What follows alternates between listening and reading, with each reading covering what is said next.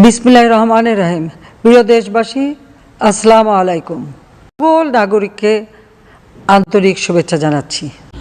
আমাদের প্রাক্তন প্রধানমন্ত্রী মাননীয় শেখ হাসিনা, শেখের বেটি শেখ হাসিনা মাত্র ভাষণ দেওয়া শেষ করলেন। এখন ইন্টারন্যাশনাল যে গণমাধ্যমগুলো রয়েছে তারা তার পুরো ভাষণটাকে যা যা উনি বলেছেন, ওনার বক্তব্য আজকে নয়াদিল্লিতে। প্রধানমন্ত্রী শেখ হাসিনা আজ 5ই আগস্ট 2026 নয়াদিল্লিতে সজীব ওয়াজের জয়ের যে ফেসবুক পেজ, সেখান থেকে 2 লক্ষ মানুষ লাইভ দেখতেছে। সাকিব আল হাসান ওনার ফেসবুক যে অফিসিয়াল পেজ আছে সেখান থেকে লাইভ করা হচ্ছে। বাংলাদেশ আওয়ামী লীগের ফেসবুক পেজ থেকে লাইভ হচ্ছে। সাবেক প্রধানমন্ত্রী শেখ হাসিনা এই প্রথমবারের মতন ফরমাল কোনো অনুষ্ঠানে সরাসরি যুক্ত হয়ে বিভিন্ন প্রশ্নের উত্তর দিলেন। আসসালামু আলাইকুম প্রিয় দর্শক, যারা অধীর আগ্রহে বসে আছেন যে আজকে তো শেখ হাসিনা বক্তব্য দেওয়ার কথা ছিল, সেই বক্তব্য তিনি দিলেন এবং সেই বক্তব্যে তিনি কি বললেন এইটা কিন্তু জানার অনেকের আগ্রহ ছিল, অধীর আগ্রহ ছিলেন আপনারা। সেই আগ্রহের অবসর আপনাদের ঘটিয়ে দিচ্ছি, আপনাদের সেই বক্তব্যটাই শোনাবো। শেখ হাসিনা কি বললেন তার ভাষণে। সাবেক প্রধানমন্ত্রী শেখ হাসিনা তিনি তো দেশে আসার জন্য মরিয়া হয়ে গেছেন। আসলেই তিনি দেশে আসতে চাইলেন না দেশবাসীর উদ্দেশ্য কি বললেন, সর্বশেষ এই পরিস্থিতি আপনাদের জানাতে চাচ্ছি। আশা করছি যারা যেখান থেকে ভিডিওটি ক্লিক করেছেন অবশ্যই সম্পূর্ণ ভিডিওটি দেখবেন, তাহলে সব কিছু বুঝতে পারবেন শেখ হাসিনা সম্পর্কে। চলেন দেখে আসি আমরা ভিডিওর বিশেষ অংশটুকু। আমাদের প্রাক্তন প্রধানমন্ত্রী মাননীয় শেখ হাসিনা, শেখের বেটি শেখ হাসিনা মাত্র ভাষণ দেওয়া শেষ করলেন। এখন ইন্টারন্যাশনাল যে গণমাধ্যমগুলো রয়েছে তারা তার পুরো ভাষণটাকে যা যা উনি বলেছেন, ওনার বক্তব্য আজকে নয়াদিল্লিতে ভার্চুয়াল মিটিংয়ে, তো সেগুলোর সামারাইজ করে একটা রিপোর্ট তারা খুব শীঘ্রই দিবে। আমি ওয়েট করতেছি সেই রিপোর্টটা পাওয়ার জন্য। সে প্রায় 30 মিনিটের উপরে বক্তব্য রেখেছেন।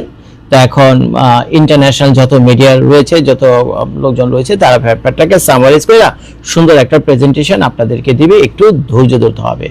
তো এখন আমি প্রথম থেকে শেষ পর্যন্ত শেখ হাসিনার পুরো ভাষণটি শুনেছি। উনি মার্শাল্লাহ, উনি যে সুন্দর ইংলিশে ভাষণ দিলেন, আমার তো মনে হয় শেখ হাসিনার বয়সকে আরো কমে গেল নাকি।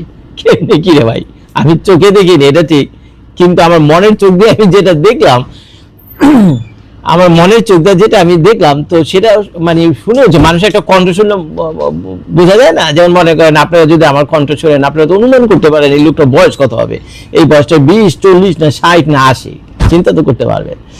এখন চিন্তা করেন শেখ হাসিনা যে কথাবার্তা আমি শুনলাম ইংলিশে, এত সুন্দর করে উনি বক্তব্য দিলেন যা বলার মতো না। ওনার 30 মিনিটের দীর্ঘ বক্তব্য, বুঝছেন, আমি পুরোটাই মনোযোগ দিয়ে শুনছি, কিন্তু ওয়েট করতেছি। এখন 30 মিনিটের তো পুরো একটা ভিডিও করতে পারবো না, তার পুরো স্পিচের উপর যদি আমি অ্যানালাইসিস করি কমসে কম 2 ঘন্টা লেগে যাবে। তো এগুলি না কইরা বরঞ্চ ওই যারা কিনা খাটাখাটি করতেছে, ইন্ডিয়ান টাইমস, ইন্ডিয়া টুডে, এরা বহুত খাটাখাটি করতেছে, বুঝছেন, এটাকে সামারাইজ করে আপনাকে শুধু একটা প্রেজেন্টেশন দেওয়ার জন্য। তো সেটা করুক, সেটা রিলিজ হওয়ার পর সেই সামারাইজের উপর আমি আবার অ্যানালাইসিস করে আমি আপনাদেরকে দেখাবো আমার হ্যালো ইউএসএ ইউটিউব চ্যানেল এবং ফেসবুক পেজ, আপনারা থাকবেন। তো এই ফাঁকে আজকে আমি বলে দিই যে কি বলেছিল, বুঝছেন, কি বলেছিল সংক্ষেপে একটুখানি বলি। ক্ষমতাচ্যুত ও ভারতে অবস্থানরত সাবেক প্রধানমন্ত্রী শেখ হাসিনা আজ 5ই আগস্ট 2026 নয়াদিল্লিতে foreign correspondents club of south Asia FCC south Asia আয়োজিত একটি ভার্চুয়াল অনুষ্ঠানে বক্তব্য রাখার কথা রয়েছে। তবে এই প্রতিবেদন লেখা পর্যন্ত অনুষ্ঠানটি শুরু বা সম্পূর্ণ অংশ প্রকাশ হওয়ার পথে রয়েছে এবং তার নির্দিষ্ট বক্তব্যের পুঙ্খানুপুঙ্খ বিবরণ এখনো আন্তর্জাতিক সংবাদ মাধ্যমে পুরোপুরি প্রকাশিত হয়নি।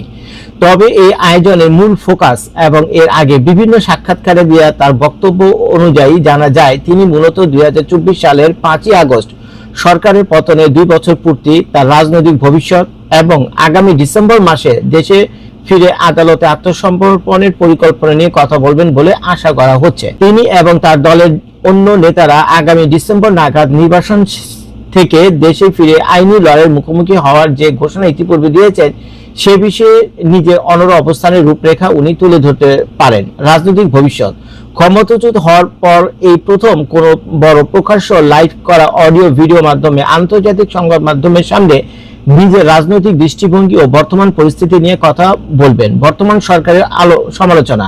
এর আগে বিভিন্ন ভিডিও এবং অডিও বার্তার মতো অন্তর্বর্তী রাজনৈতিক পরিস্থিতির নানা দিক নিয়ে নিজের প্রতিক্রিয়া জানাতে পারে ছিল ভাই পুরো ব্যাপারটা। 1 ঘন্টা সময় দেন, 2-1 ঘন্টা সময় পর তার পুরো স্পিচের যে ফরমাল কোনো অনুষ্ঠানে সরাসরি যুক্ত হয়ে বিভিন্ন প্রশ্নের উত্তর দিলেন। তিনি লাইভে যুক্ত ছিলেন ঠিকই, তবে ভিডিওতে নন। এবং এই প্রথমবারের মতন সাংবাদিকদের সরাসরি প্রশ্নের উত্তর তিনি দিলেন। তার চেয়ে বড় কথা, ভারতে বিভিন্ন আন্তর্জাতিক গণমাধ্যমে কর্মরত সাংবাদিকদের যে সংগঠন FCC, foreign correspondent club of ইন্ডিয়ার আয়োজনে যে এই অনুষ্ঠানটি, সেটি বাংলাদেশে সফল করে দিল খোদ বর্তমান সরকার। তার আজকের যে বক্তব্য যেভাবে আশা করা হচ্ছিল, সেই জায়গা থেকে সরকারের মধ্যে একটি ভীতির সঞ্চার হয়েছিল, একটি ঝাঁকুনির সৃষ্টি হয়েছিল, এবং সেই ঝাঁকুনি থেকে তার বক্তব্য প্রচারের উপরে একটা নিষেধাজ্ঞা নতুন করে এলো যে বিদ্বেষপূর্ণ কোনো কিছু প্রচার করা যাবে না। আবার সরকারি নীতি নির্ধারকদের কেউ কেউ সরাসরি বললো যে বক্তব্য প্রচার করলেই মোটামুটি ব্যবস্থা নেওয়া হবে। যা হোক, অনেকের ধারণা ছিল যে এই অনুষ্ঠান থেকেই শেখ হাসিনা দেশে ফেরার বিষয়ে সরাসরি নির্দিষ্ট দিনক্ষণ তিনি ঘোষণা করবেন। তার চেয়েও বড় বিষয়, সরকারের মধ্যে যেই গুঞ্জনটি ছিল যে তিনি বোধহয় বিশেষ কোনো নির্দেশনা দিবেন, যেহেতু অনুষ্ঠানটি 5 আগস্ট হচ্ছে। তো সেই জায়গা থেকে এক ধরনের দোলাচলের সৃষ্টি হলো সরকারের মধ্যে, এবং সরকার যত বেশি নিষেধাজ্ঞা জারি করলো, তাতে কি হলো, ভারত এবং বাংলাদেশের, আওয়ামী লীগ তো বটেই, ভারত এবং বাংলাদেশের বিভিন্ন শ্রেণী পেশা মানুষের মধ্যে আজকের এই অনুষ্ঠান নিয়ে তীব্র কৌতূহলের সৃষ্টি হলো। স্বাভাবিকভাবে এর আগে শেখ হাসিনার এ ধরনের বক্তব্য অনলাইনে যতটা মানুষ অ্যাটেন্টিভলি না শুনেছে, তার চেয়ে অনেক অনেক বেশি গুণ মানুষ আজকের তার এই বক্তব্য শুনেছে। ঠিক 6:30টায় লাখ লাখ মানুষ বসে গেছে সোশ্যাল মিডিয়ার সামনে, এবং সোশ্যাল মিডিয়ায় সকাল থেকেই বিভিন্ন ব্যক্তিগত প্রোফাইল থেকে কোন লিঙ্কে তার এই অনুষ্ঠান শোনা যাবে, দেখা যাবে, সেগুলো শেয়ার হচ্ছিল। এবং আওয়ামী লীগের ফেসবুক পেজ থেকে শুরু করে সজীব ওয়াজেদের যে ব্যক্তিগত প্রোফাইল, সেটি থেকে শুরু করে অসংখ্য মানুষ এটি শেয়ার করেছে। শুধু আওয়ামী লীগের ফেসবুক পেজেই আমি খেয়াল করলাম লাখ লাখ মানুষ অ্যাট দ্য সেম টাইম এই অনুষ্ঠান দেখছিল বা শুনছিল। তাহলে কি বলা যায় এটিকে? এবং আমি নিশ্চিত শেখ হাসিনার যারা শত্রু, তারা সহ সরকারের মধ্য থেকে নীতি নির্ধারকদের অনেকেও আমার মনে হয় তারা সরাসরি এই অনুষ্ঠানটি শুনেছেন বা দেখেছেন। কিন্তু সরকার আসলে এত সব যে আয়োজন করলো, বিটিআরসিকে নির্দেশনা দিয়ে বা আইসিটির পক্ষ থেকে যে তার বিভিন্ন বক্তব্য সরিয়ে নেওয়া হোক বা গণমাধ্যমে তার বক্তব্য প্রচার করা যাবে না, এত সব যে নির্দেশনা, তাতে লাভের লাভ কি হলো সরকারের?